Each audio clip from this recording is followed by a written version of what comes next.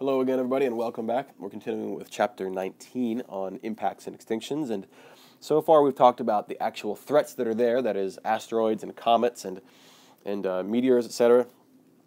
Now we're going to be talking about linkages with other natural hazards.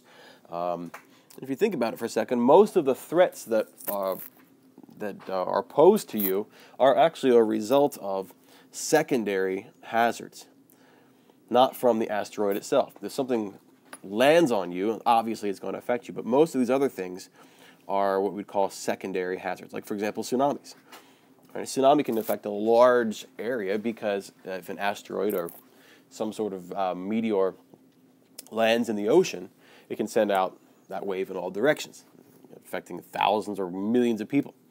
All right? Wildfires are another secondary hazard. All right? A lot of these things, when entering the atmosphere, create a lot of heat. They cause even living vegetation to dry out and possibly even ignite spontaneously. So we talked about how wildfires are a natural hazard. They're sort of a secondary hazard from these kinds of impacts, like asteroids or comets or meteors. Earthquakes. All right. So an object impacting the Earth can send out its own waves. All right. So if the object striking the Earth can send, or I should say, striking the Earth on land, not in the water, because obviously it sends out waves in the water, but like say Meteor Crater in Arizona, or if an object were to strike the Earth right there, it would send out seismic waves.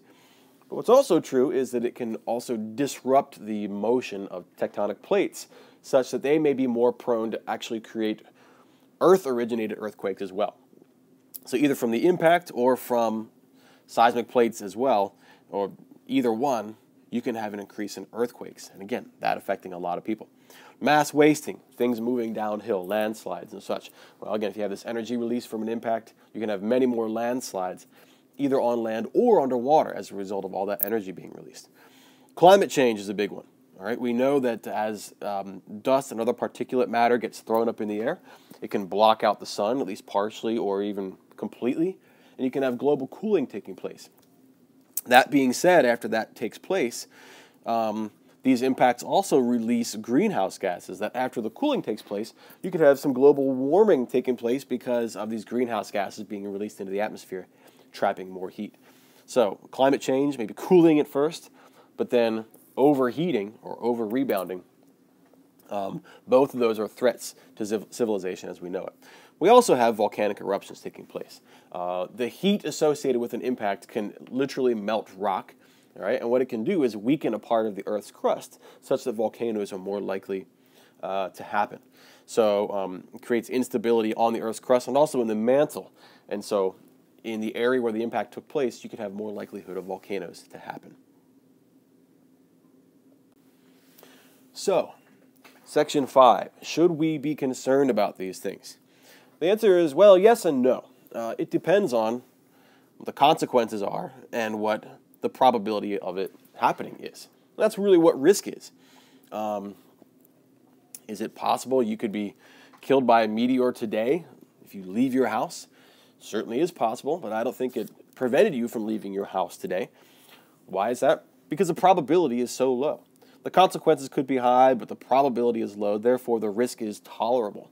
So, let's look at large events, like the Chicxulub Crater in the Yucatan Peninsula, all right, that we believe killed off the dinosaurs. Or the Tunguska event. If you lived in the Tunguska area, you would have been killed by that back in 1908. Large events can be catastrophic worldwide. All right, you could have mass extinctions taking place, like the dinosaurs. But on the other side, the likelihood of that happening is on the order of once every 10 or 100 million years. So, is the consequence high? Yes, but the probability is very low. So the risk is reasonably low. Smaller events may be more likely to happen, maybe once every 1,000 years, which is a little bit higher probability. Right, but it is a smaller event, and so it really only has an effect on a regional area, like Chelyabinsk. Actually, I mentioned Tunguska about a minute ago, but it really was kind of confined to that maybe 1,000 square mile area of Siberian forest. Really did not affect that much of the rest of the world. With regards to an urban area being hit, the likelihood might be once every 10,000 years. All right, so Chelyabinsk was kind of a moderately urban area.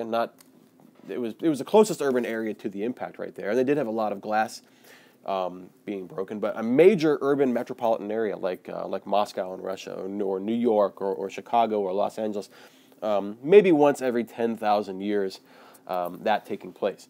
So again, is the risk high, or is the consequence high? Yes, but the likelihood is low. And so your risk is actually going to be pretty low as well. You're probably not going to lose sleep worrying about it. So this event right here, this urban area being hit, we could say that Chelyabinsk is probably, it could possibly be that once every 10,000 years. So if that was the case, then we don't need to worry for another 10,000 years, so you can sleep soundly at night.